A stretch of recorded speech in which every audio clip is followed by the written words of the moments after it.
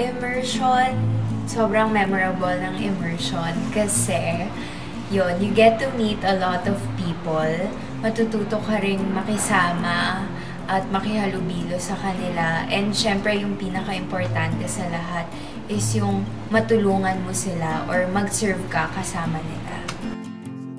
Yes, super memorable ang immersion kasi ang dami namin natutunan, ang dami namin nagawa.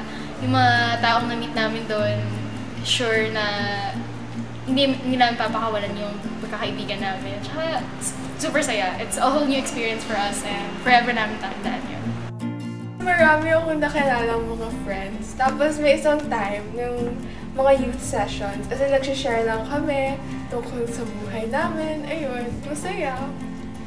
Pinaka-naaalala ko sa immersion is yung feeding program.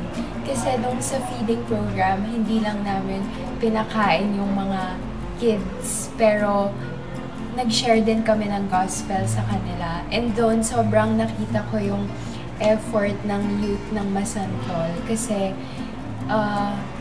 yung mga bata, karamihan sa kanila hindi nakakaintindi ng Tagalog, Kapampangan lang.